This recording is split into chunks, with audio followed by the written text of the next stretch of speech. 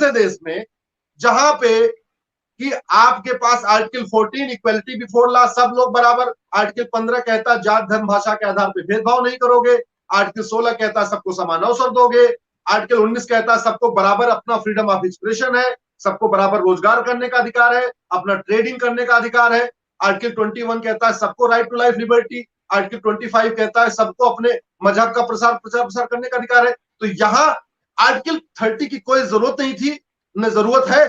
Article 30 केवल उस moment के लिए लाया गया था, केवल और केवल जब उस समय रफी अहमद किदवई, मौलाना कलाम, ऐसे लोग ये कह रहे थे कि हमको भी यहां से मार मार के काट काट के निकाल दिया जाएगा, हमारी यहाँ हमारा कोई वजूद नहीं होगा, हमारी कोई औकात नहीं होगी, क्योंकि हम तो 8% है, हमें 8% से 1% कर दिया जाएगा, हमें कन्वर्ट कर दिया जाएगा, हमें अपनी कुरान नहीं पढ़ने दिया जाएगा, हमें अपना स्कूल नहीं खोलने दिया जाएगा। उस समय आर्टिकल 30 आया। आज की डेट में आर्टिकल 30 कोई जरूरत नहीं है, अगर वास्तव में उस स्पिरिट को जिसलिए बनाया गया था वो, भाई 70 साल कुछ चीजें ऐसी होती हैं जो आपको प्रैक्टिकली देखनी होती है। 70 साल के अंदर हिंदू तो कम हुए, हिंदू तो बढ़े नहीं, मुस्लिम कम नहीं हुए, मुस्लिम तो बढ़े। तो इसका मतलब ना उनके ऊपर कोई शोषण किया गया, ना उनको टॉर्चर किया गया, ना मुस्लिम को धर्मांतरण कराया गया, ना उनके किसी तरीके से उनको जिस तरीके से पाकिस्तान में होता वो कराया गया।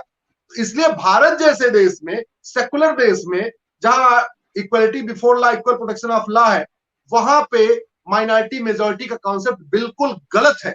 और दूसरी बात, मैं क्रिश्चियन कंट्रीज पे आता हूं, जहां जहां क्रिश्चियन जो वहां पे, अब तो चलो काफी क्रिश्चियन कंट्रीज ने भी कॉन्स्टिट्यूशन अडॉप्ट कर लिया, नहीं तो वहां पे भी जो पूरा शासन चलता था वो चर्च चलाता था।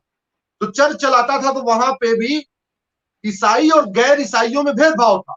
तो इसलिए ऐसे कंट्रीज जो क्रिश्चियन कंट्रीज हैं, जहां पे गैर क्रिश्चियंस को बराबरी का दर्जा नहीं मिलता है, वहां पे माइनॉरिटी कमीशन की बात समझ में आती है, भाई ठीक है माइनॉरिटी को बचा के रखो, नहीं खत्म हो जाएगी।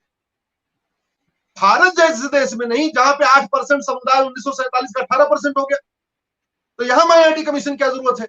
और दूसरा, संविधान और कॉन्स्टिट्यूशन में जमीन आसमान का अंतर।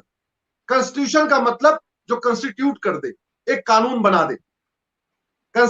जो संविधान है इसके लिए तो अंग्रेजी में कोई शब्द ही नहीं, जैसे धर्म के लिए अंग्रेजी में कोई शब्द नहीं है, ऐसे संविधान के लिए अंग्रेजी में कोई शब्द नहीं। संविधान दो शब्दों से मिलकर बना है, संविधान, सम धन विधान बराबर संविधान। अगर संविधान का संधि विच्छेद करिए, इसका मतलब ऐसा विधान जो सबके लिए समान हो, जो सब पर समान रूप से लागू होता हो, उसको हम कहते हैं संविधान। और वास्तव में आज की डेट में तो बहुविधान चल रहा है। हम 8 अगस्त को, अभी आने वाली 8 अगस्त को, अब से 56-57 दिन के बाद, भाई साहब जो ऐसा आपसे आग्रह किया था, हम लोग दिल्ली के जंतर मंतर पे इसी बात के लिए इकट्ठा हो रहे हैं। हम दिल्ली के जंतर मंतर पे 8 अगस्त को इसीलिए इकट्ठा हो रहे हैं, अंग्रेजी कानून जलाओ और संविधान लागू करो, सबके लिए एक विधान बनाओ। तो भारत के संविधान में माइनॉरिटी डिफाइन नहीं है, भारत के किसी कानून में माइनॉरिटी डिफाइन नहीं है, और माइनॉरिटी अफेयर मिनिस्ट्री बन गई, माइनॉरिटी कमीशन बन गया, माइनॉरिटी के नाम पे वजीफा, माइनॉरिटी के नाम पे लोन, माइनॉरिटी के नाम पे मकान, माइनॉरिटी के नाम पे दुकान, माइनॉरिटी के नाम पे दुनिया भर की योजनाएं। जबकि हमारा संविधान कहता है मजहब के आधार पे कोई योजना नहीं चलेगी, जो टैक्स का पैसा है वो मजहब के आधार पे खर्च नहीं होगा, ये संविधान कहता है। आर्टिकल 15 कहता ही है, और आगे भी इसमें लिखा हुआ है कि जो न तो मजहब के आधार पे टैक्स कलेक्शन होगा और न मजहब के आधार पे जो खर्चा होगा। मतलब जरा सोचिए, उस समय दिमाग में इतना डाल दिया कि साहब ऐसा ना हो कि जैसे पहले मुगल जजिया ले रहे थे, यहां मेजॉरिटी गवर्नमेंट बन जाए तो हमसे जजिया लेना, हमसे उल्टा टैक्स लेना शुरू कर दे मुस्लिम से, माइनॉरिटी से। चूंकि यहाँ हिंदू मेजॉरिटी होगी, हिंदू 90% है, जो सरकार बनेगी, ऐसा ना हो मजहब के आधार पर टैक्स लगा दे।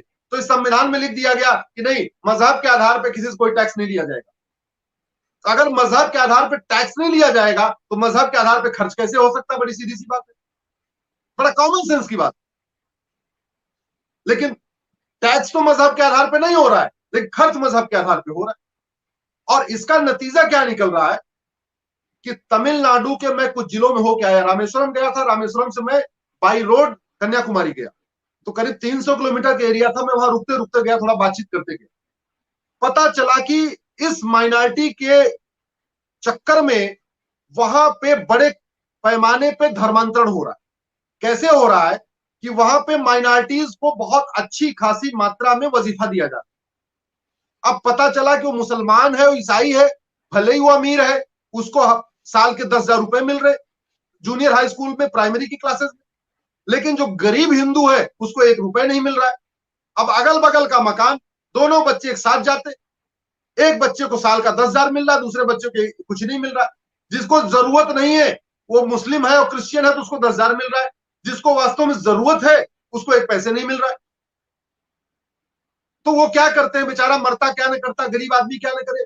वो हिंदू क्या कर रहा है, अपने रिलीजन वाले कॉलम में जब वो फर्स्ट में सेकंड में एडमिशन कराता है बच्चे का, तो उसमें क्रिश्चियन इस्लाम लिख देता है, नाम वही रखेगा, रंगनाथम, श्यामनाथम, जो भी अपना नाम वही रहेगा, रामनाथम, लेकिन रिलीजन वाले कॉलम में वो क्रिश्चियन या मुस्लिम रख देता है, केवल पैसे के खातिर। अब जब वो लगातार 10 साल 12 साल 12वीं तक बेचारा वजीफे के चक्कर में वो मुस्लिम मुस्लिम मुस्लिम मुस्लिम मुस्लिम या क्रिश्चियन क्रिश्चियन क्रिश्चियन उसके दिमाग में बैठ गया, तो फिर क्या, अब कन्वर्ट कैसे हो, अब कैसे कन्वर्ट हो सकता है। तो एक तरीके से इस खेल में स्टेट स्पॉन्सर्ड कन्वर्जन हो रहा है। इस खेल में स्टेट स्पॉन्सर्ड हिंदुओं का कन्वर्जन हो रहा है। आर्टिकल 30 का आप जरा सोचिए, क्योंकि डिफाइन तो है नहीं कि माइनॉरिटी कौन है, तो हो क्या रहा है, लद्दाख में केवल 1% हिंदू, केवल 1%, उसको माइनॉरिटी नहीं कहते। 46% मुस्लिम है, उसको माइनॉरिटी कहते। 50% बौद्ध है, उसको माइनॉरिटी कहते। मतलब गजब का खेल चल रहा है पूरी दुनिया में भाई साहब, ऐसा कहीं नहीं चल रहा। संविधान की शपथ लेके संविधान की धज्जियां उड़ाना तो कोई भारत के नेताओं से सीखे। इसी संविधान की शपथ लेते हैं, इसी संविधान के नाम पे मोटा वेतन भत्ता बंगला गाड़ी लेते हैं, इसी संविधान की आड़ में पूरी जिंदगी पेंशन लेते हैं और संविधान की धज्जियां उड़ा रहे। बाबा साहब अंबेडकर को माला पहनाते हैं, बाबा साहब का अपमान कर रहे। ये संविधान बना कि संविधान कहता क्या है, एक बार पढ़ो तो भाई जरा संविधान में क्या लिखा है। अपनी अपनी सब जो है, कोई अंबेडकरवादी बना है, कोई गांधीवादी बना है, कई सारे तो कहते हैं संविधान बचाओ संविधान बचाओ। संविधान वास्तव में जो सबसे बड़े संविधान के दुश्मन है वही कहते हैं संविधान बचाओ संविधान बचाओ। तो आप चूंकि माइनॉरिटी को डिफाइन नहीं किया, माइनॉरिटी, मैंने एक आरटीआई फाइल किया सेंट्रल गवर्नमेंट में, मैंने पूछा कि माइनॉरिटी किसको कहते हैं और कितने परसेंट वाला माइनॉरिटी है और माइनॉरिटी को आइडेंटिफाई करने का तरीका क्या। मेरे पास आरटीआई की जवाब आया, माइनॉरिटी की कोई परिभाषा नहीं है, माइनॉरिटी को आइडेंटिफाई करने का कोई तरीका नहीं, हम कोई गाइडलाइन नहीं है। बस वो एक सा जवाब, हवाबाजी वाला जवाब आ गया, कोई नहीं। मिजोरम में हिंदू केवल 2%, केवल 2%, उनको माइनॉरिटी नहीं कहते। 88% जो क्रिश्चियन है उसको माइनॉरिटी कहते। लक्षद्वीप, लक्षद्वीप में हिंदू 2%, वो माइनॉरिटी नहीं है। 97% जो मुस्लिम है वो माइनॉरिटी है। कश्मीर में हिंदू 4%, वो माइनॉरिटी नहीं है। जो नया यूनियन टेरिटरी कश्मीर बना है, मुस्लिम हिंदू मात्र 4%, वो माइनॉरिटी नहीं है। 95% वहां मुस्लिम हो, माइनॉरिटी है। नागालैंड में हिंदू केवल 8%, हिंदू माइनॉरिटी नहीं है।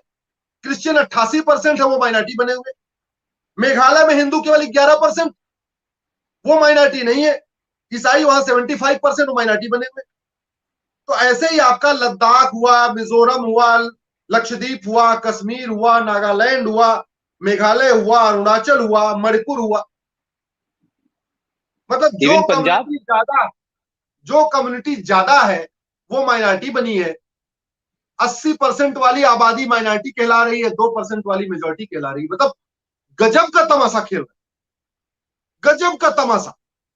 और इसीलिए मैं भाई साहब फिर से कह रहा हूं, भारत के संविधान को इसीलिए हमारे बच्चों के सिलेबस में नहीं डाला गया। जितने भी डेवलप्ड कंट्री हैं, America, France, China, German, Singapore, हर देश में फंडामेंटल ड्यूटी, फंडामेंटल राइट और डायरेक्टिव प्रिंसिपल को प्राइमरी के सिलेबस में डाला जाता है कि बच्चा समझ ले कि वो उसे क्या क्या करना है, उसके क्या क्या अधिकार है और सरकार को क्या क्या करना है। डायरेक्टिव प्रिंसिपल जो सरकार की ड्यूटी है, हमारे देश में इसीलिए नहीं डाला जाता संविधान में, क्योंकि अगर हमारी युवा पीढ़ी, हमारे बच्चे समझ जाएंगे कि उनके क्या क्या फंडामेंटल ड्यूटी, उनके क्या क्या फंडामेंटल राइट, और सरकार की क्या क्या फंडामेंटल ड्यूटी है, सरकार को क्या करना है क्या नहीं करना, अगर समझ जाएंगे तो सवाल खड़ा करेंगे।